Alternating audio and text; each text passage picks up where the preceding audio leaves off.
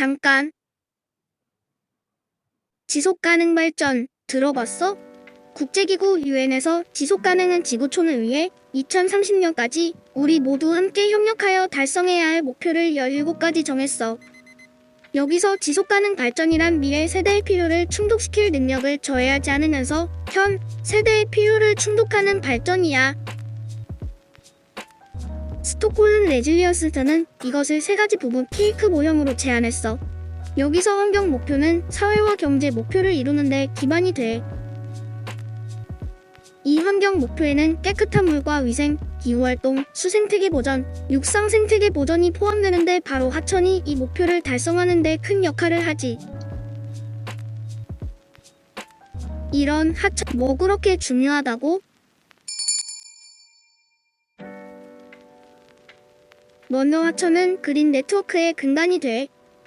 그린 네트워크는 자연과 인간의 문화, 역사, 생활과 조화를 이루기 위한 전국의 생태화 개념으로 하천은 생태 이동 통로로 이용되고 모든 생물의 에너지원인 물을 제공하지.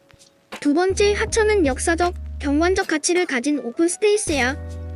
건물, 구조물의 용도로 이용되지 않아 공공공간으로의 잠재력을 가지고 있어.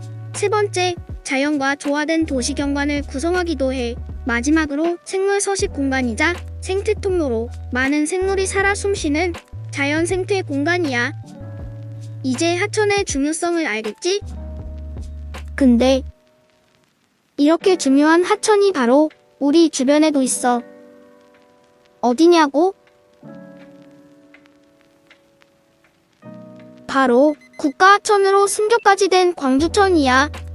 광주천은 무등산 장불재 아래에서 발원해 소태동, 지원동, 학동, 남광주 철교를 지나고 충장로, 사직공원, 양동시장, 상무지구, 유덕동까지 지나 영산강까지 흐르는 긴 하천이야.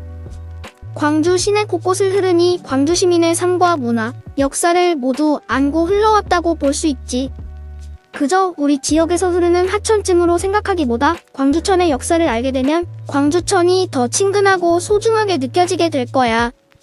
조선시대까지 거슬러 올라가 보면 개혁가였던 도광도가 뒤안길에 지나갔던 길이기도 하고 여성의 사회적 지위가 낮았을 때 여성운동회가 광주천에서 진행됐어. 수동적이었던 여성들이 역동적 활동을 하게 됐던 순간을 함께한 것이지. 또 수많은 사람들이 국가 주권을 사수하기 위해 피를 흘린 곳이야. 항일운동의 발상지였고 5.18 민주화운동 때 시민공부와 신공부의 주요 격전지였어. 광주 시민의 유일한 여가 장소이자 살림터이기도 했지. 하지만 광주천은 다른 생물체들의 소중한 보금자리이기도 해.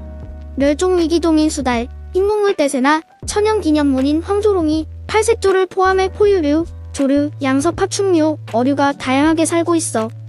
따라서 다양한 생물체들과 환경을 고려하는 지속가능한 발전이 필요해. 그렇다면 현재 광주천의 상태는 어떨까?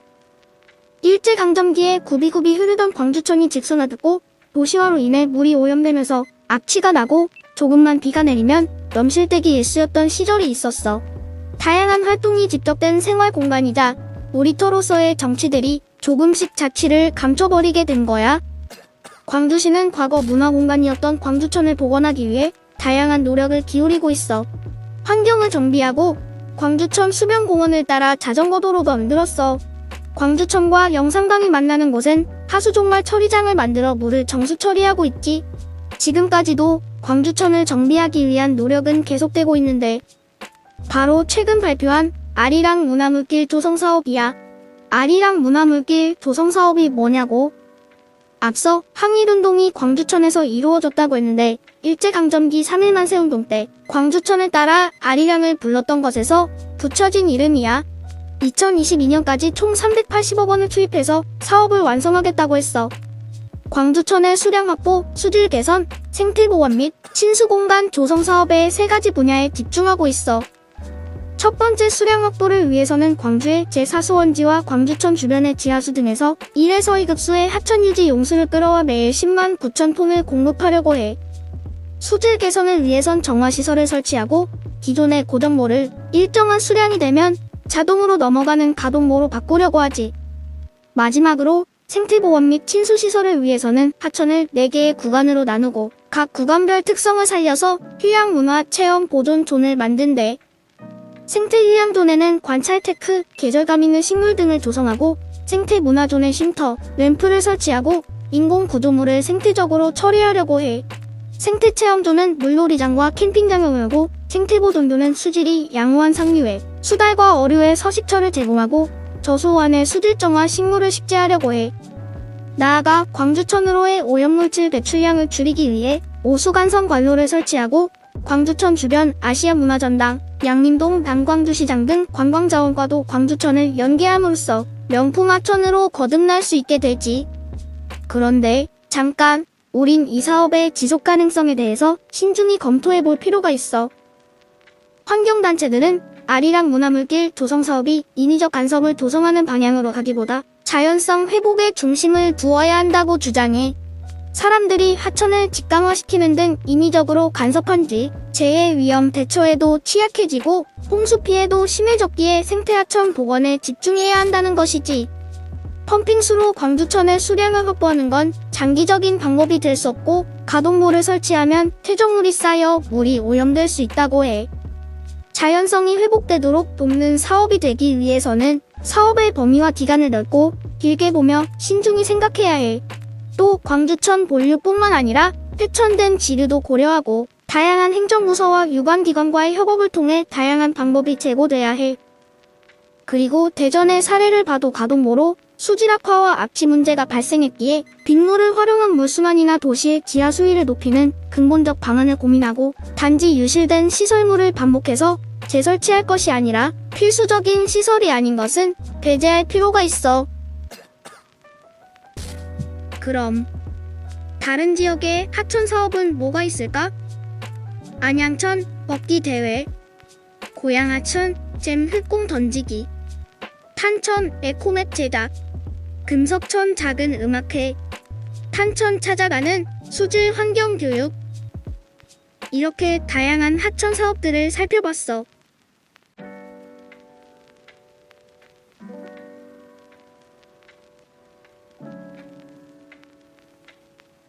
앞서 소개한 다양한 사업과 정책들과 더불어 광주천과 같은 자연, 자산의 가치를 살리고 광주와 광주천의 지속가능한 발전을 위한 근본적인 노력은 도대체 어떤 것이 좋을까?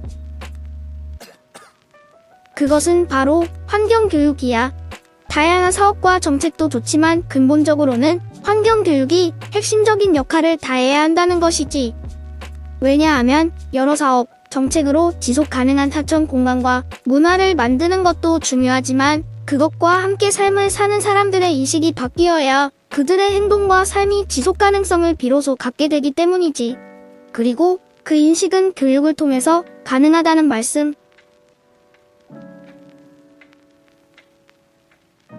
그럼 환경교육이 도대체 뭘까? 우리 같이 환경교육의 목표 분야, 시스템 문제점을 같이 살펴보자. 환경교육이란 친환경 삶의 인식, 실천하고 가치관과 삶이 지속 가능한 사람을 만드는 걸 목표로 하는 교육을 말해.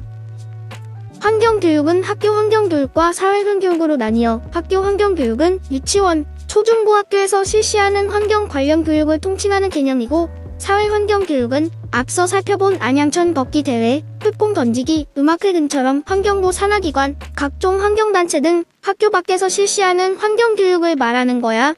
조금 정리가 되니? 그럼 우리나라 환경교육 시스템은 어떠할까? 이렇게 정리할 수 있어. 환경부의 주도 아래 환경교육진흥법이 있고 환경교육종합계획, 사회환경교육지도사 제도, 환경교육센터 등의 기반시설이 있어. 이를 통해 다양한 사업을 하지. 화면에서 볼 수 있는 것처럼 각종 지원제도, 환경학교, 프로그램 활용 등이 있어. 정말 다양하지 않니?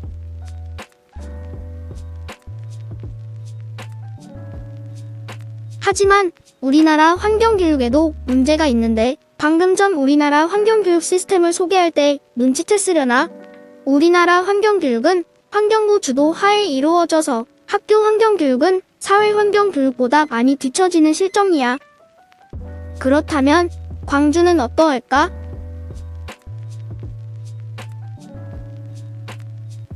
환경교육과 홍보팀을 두고 있고 각종 법령과 지침을 통해 환경교육을 담당하는 환경부 밑에 광주광역시 교육청은 교육정책연구소, 토론회와 공유마당 등을 운영하고 있어. 이러한 발자취의 결실은 광주광역시 교육청의 기후환경 협력팀의 신설로 이어졌고 다양한 진행 계획을 행동으로 옮기고 있어. 광주 녹색환경지원센터는 각종 환경교육을 집중적으로 전담하고 있는 기관이야. 일반인을 대상으로 환경소양 교육을 진행하고 전문가와 교사, 학술 공동체를 대상으로 환경기술 교육을 그리고 환경학술활동도 운영하고 있어. 마지막으로 영산강유역 환경청은 영산강유역의 환경보존을 위한 각종 노력뿐 아니라 생태탐방 기회를 제공하고 생태환경원과 물사랑 배움터를 운영함으로써 환경에 대한 학습이 이루어지도록 노력하고 있지. 그리고 이 모든 것들과 함께 환경단체, 학교 교육 현장에서 종사하시는 많은 분들의 노력도 커다란 몫을 차지하고 있지. 그렇다면 문제는 없을까? 앞서 설명한 것처럼 우리나라 환경교육을 핵심적으로 담당하고 있는 부서는 교육부가 아니야. 주무부서가 환경부이기 때문에 지도사 양성제도, 프로그램 인증제, 환경교육센터 등의 다양한 노력이 체계적으로 진행되고 있는 사회환경교육에 비하면 많이 부족하지.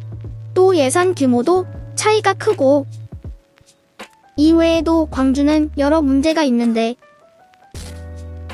광주광역시 교육정책연구소의 현직 연구원 목록에는 환경교육 연구 사례가 없고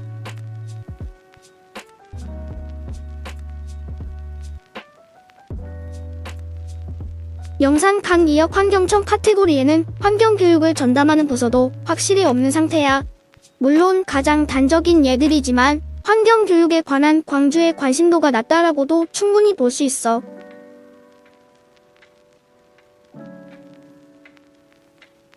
또 사회환경교육 사업들은 사용자와의 접근성을 높여야 하고 학교 환경교육과 더욱 연계성을 높여야 해. 물론 국가적 문제가 가장 크다는 점이 안타깝지만 말이야. 그렇다면 어떻게 해결할 수 있을까?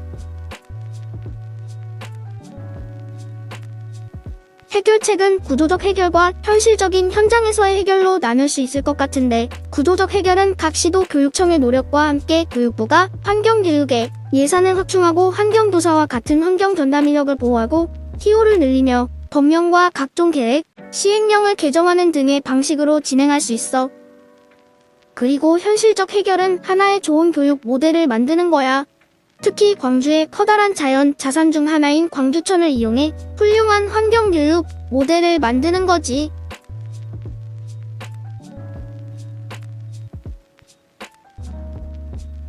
광주천을 학생들이 학교 시간에 직접 체험하고 몸으로 공부함으로써 환경에 대한 실제적 학습이 이루어질 수 있고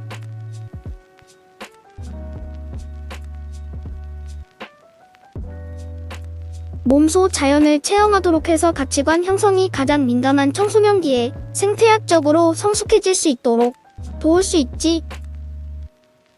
또 각종 법령에 기반해서 진행하는 것보다 먼저 혁신적이고 실제적인 교육 문화를 형성하는 것이 지속 가능한 환경교육 풍토 조성에 확실한 역할을 할 것이 분명하지. 그렇다면 어떻게 구체적으로 광주천을 활용한 교육 모델을 만들 수 있을까? 가장 중요한 것은 교육 과정과 연계서 배움 속에 환경이 녹아들도록 해야 하고 학생 참여 기반으로 체계적으로 장기간 지속되어야 해. 노출 시간을 지금보다 매우 늘려야 한다는 점도 중요하지. 다른 나라의 좋은 사례를 살펴볼까? 영국의 슈마호 대학교는 생태세계관 중심의 커리큘럼을 운영하고 있어. 독일은 동물복지 교육을 전문으로 하는 교사를 양성하는 시스템을 가지고 있고 학교에서는 갯벌 체험을 주기적으로 진행해서 환경교육을 진행하고 있어. 이들 모두는 중요 요소를 모두 만족해. 우리는 이러한 좋은 사례들의 장점과 함께 좋은 점들을 전국적으로 확산시키는 것을 목표로 삼아야 해. 그럼 학교 환경교육을 살리기 위한 구체적인 방안을 제시해볼게. 먼저 물리적 교육 환경을 구축하는 거야. 학교는 텃밭, 연못 등을 생태학습 자료로 활용하고 주기적으로 체험활동을 기획하며 햇빛 발전소 등을 학교에 구축하는 노력을 할 수 있을 거야. 생태환경과학실을 학교에 구축해서 심화학습을 진행할 수 있도록 도울 수도 있겠지. 광주천을 활용한다면 무엇보다 접근성을 높이는 게 가장 중요해 보여. 광주천과 광주의 자연에 관한 사회환경 교육 시스템과 학교는 긴밀히 제휴하고 학사 일정과 교육 과정을 재구성하고 학교에서도 간접적으로 생태 체험을 할 수 있도록 공간을 구성하면 좋겠지. 두 번째는 사회환경 교육, 인프라와의 연결성을 높이는 거야. 환경단체 혹은 환경교육 전문가들이 주최하는 워크숍에 현직 교사들이 많이 참여하도록 해서 그들의 교육적 역량을 키워야지. 당장에도 그렇고 앞으로도 교사의 역량은 가장 중요하니까. 그러면 교사는 광주광역시와 광주천에 대해 이해하고 각종 지식을 얻을 수 있으며 학생들을 가르치기에 앞서 먼저 생태학적인 감수성을 함양할 수 있어. 또 다양한 환경교육 아이디어를 얻게 돼. 마지막은 수업 혁신 문화를 확산하는 거야. 광주 남초, 수원초와 월산초의 환경 수업 사례처럼 다양한 시도가 장려되는 교직, 문화가 필요해. 이뿐만이 아니야. 유튜브처럼 여러 교육 모델과 사례를 공유할 수 있는 발판을 마련해야 해. 우리 목표는 확산이니까. 장기적으로는 교육부에서 플랫폼을 제작해도 좋을 것 같아. 지속가능한 광주천. 우리는 무엇을 할 수 있을까?